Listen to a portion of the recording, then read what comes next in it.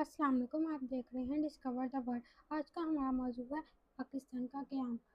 یہ کہانی ایک خواب سے شروع ہوئی، ایسا خواب جو مٹی سے نہیں دلوں سے جڑا تھا، ایسا خواب جو قربانیوں کے خون سے سینچا گیا۔ یہ سرزمین جسے آج ہم پاکستان کہتے ہیں، کبھی لاکھوں دعاؤں، آنسوؤں اور قربانیوں کی سرزمین تھی۔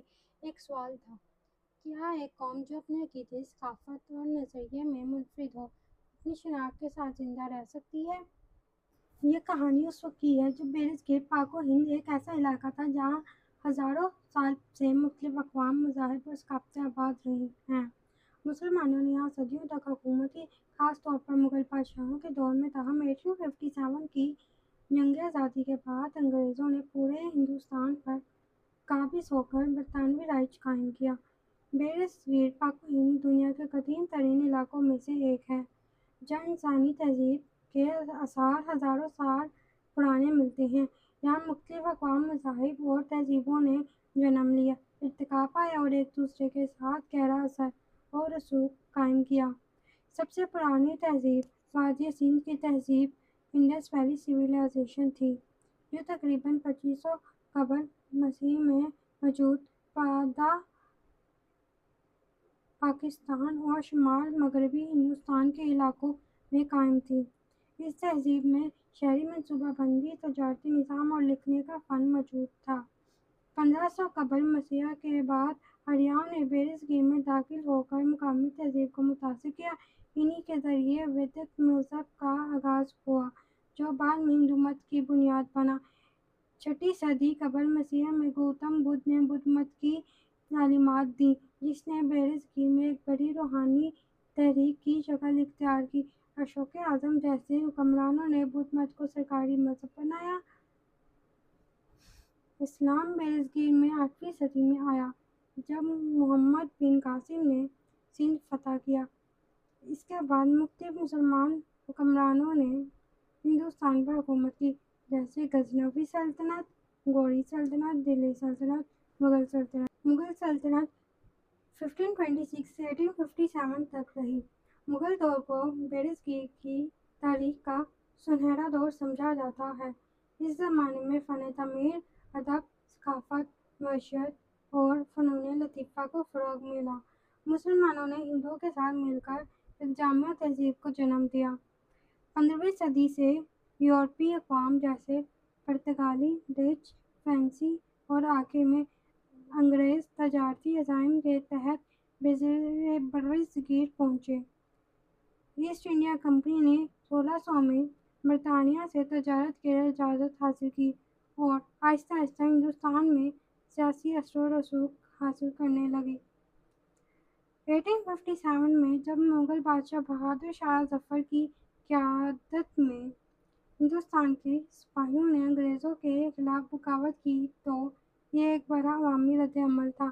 گرچہ یہ بغاوت ناکام ہوئی، لیکن اس کے نتیجے میں ایسٹ انڈیا کمپنی کا خاتمہ ہو گیا۔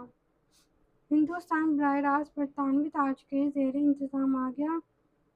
مغل سلطنت کا بذاتما خاتمہ ہو گیا۔ برطانوی حکومت نے پورے ہندوستان کو اپنی نوآبادی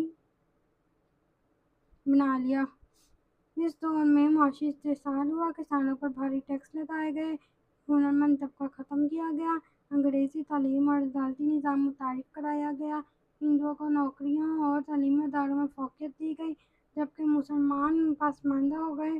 نتیجتاً برصغیر کی اس مکمل تحریک نے مسلمانوں میں ایک الگ قومی شعور پیدا کیا۔ انہوں نے محسوس کیا کہ ان کی تہذیب، مذہب اور ثقافت کو محفوظ رکھنے کے لیے ایک علیحدہ ریاست کی ضرورت ہے۔ یہی وہ تاریخی پس منظر ہے جس نے پاکستان کی تاریخ کی بنیاد رکھی۔ دو قومی نظریہ وہ نظریہ ہے جس کی بنیاد یہ ہے کہ برصغیر میں ہندو اور مسلمان دو الگ قومیں ہیں، چاہے وہ ایک ہی ملک میں رہتے ہوں۔ دونوں کے مذہبی تعلیمات، ثقافت، تاریخ، زبان، روایات اور اقتدار ایک دوسرے سے بالکل مختلف ہیں۔ مسلمان امت واحدہ ہیں اور ان کا نظام زندگی اسلام پر مبنی ہے۔ ہندو اکثریتی ہندوستان میں مسلمان اپنی دینی اور تہذیبی شناخت محفوظ نہیں رکھ سکتے۔ انگریزوں کے دور حکومت میں مسلمانوں کو اقتصادی اور تعلیمی سیاسی طور پر پیچھے دھکیل دیا گیا تھا۔ جبکہ کانگریس پارٹی جو ہندوستان کی آزادی کے لیے جدوجہد کر رہی تھی ہندو ایکسچینج کی نمائندہ بن چکی تھی۔ مسلمانوں کو خدشہ تھا کہ آزادی کے بعد ان پر ہندو ایکسچینج کا تسلط ہو جائے گا، اگرچہ دو قومی نظریے کے آثار سید احمد خان کے زمانے سے موجود تھے، لیکن اسے باضابطہ طور پر قائد اعظم محمد علی جناح اور علامہ اقبال نے سیاسی بنیاد فراہم کی۔ 29 دسمبر 1930 کو آل انڈیا مسلم لیگ کے سالانہ اجلاس میں علامہ اقبال نے اپنا تاریخی خطبہ الہ آباد دیا، جس میں انہوں نے پہلی بار برصغیر کے مسلمانوں کے لیے ایک علیحدہ خود مختار ریاست کا تصور پیش کیا۔ علامہ اقبال کا یہ وژن صرف خواب نہیں تھا، بلکہ اس نے مسلمانوں کو ایک سمت دی۔ یہی خواب بعد میں قائد اعظم محمد علی جناح کی قیادت میں تحریک پاکستان کی شکل اختیار کر گیا، جس کا انجام 14 اگست 1947 کو قیام پاکستان کی صورت میں ہوا۔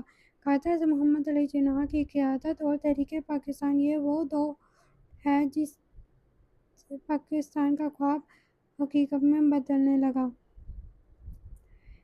قائد اعظم محمد علی جناح کی قیادت اور تحریک پاکستان۔ قائد اعظم محمد علی جناح 25 دسمبر 1876 کو کراچی میں پیدا ہوئے۔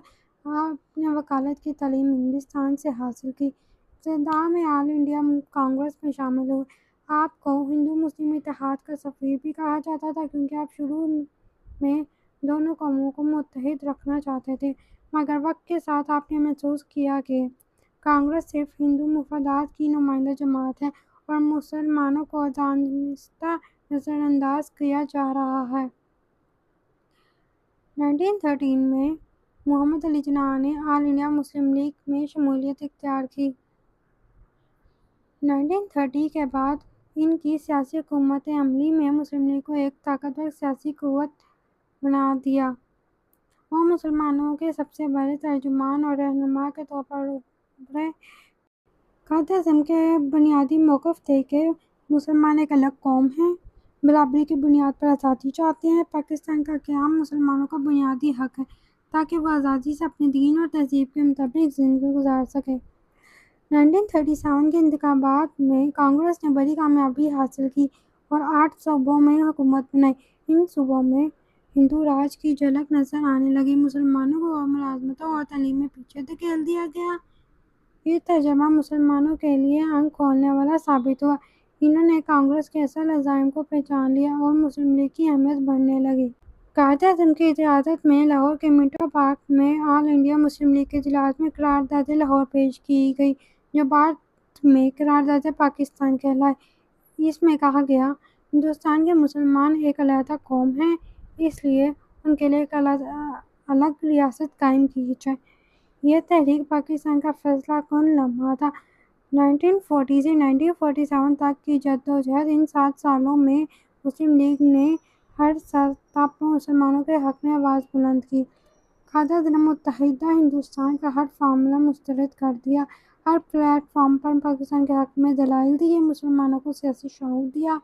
لاکھوں افراد مسلم لیگ میں شامل ہوئے۔ 1946 کے انتخابات میں مسلم لیگ نے مسلمانوں کی نشستوں پر 90% سے زیادہ کامیابی حاصل کی، جس سے یہ بات واضح ہو گئی کہ برصغیر کے مسلمان صرف قائد اعظم محمد علی جناح کی قیادت پر اعتماد کرتے ہیں۔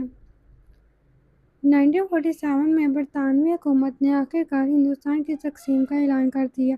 14 اگست 1947 کو پاکستان ایک آزاد اور خود مختار ریاست کے طور پر دنیا کے نقشے پر ظاہر ہوا۔ اس بارے میں قائد اعظم کے تاریخی الفاظ کچھ ایسے تھے: ہم نے پاکستان حاصل کیا لا الہ الا اللہ کے نام پر۔ یہ صرف ایک زمین کا ٹکڑا نہیں بلکہ ایک نظریہ ہے۔ قائد اعظم کی عظیم قیادت، دور اندیشی، اصول پسندی اور غیر متزلزل عزم نے پاکستان کی تحریک کو کامیابی سے ہمکنار کیا۔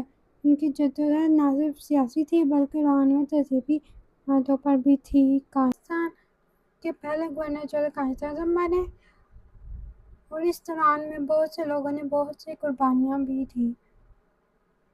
یہ تھی پاکستان کے قیام کی کہانی، اور اسی کے ساتھ کہانی ختم ہوتی ہے۔ اللہ حافظ۔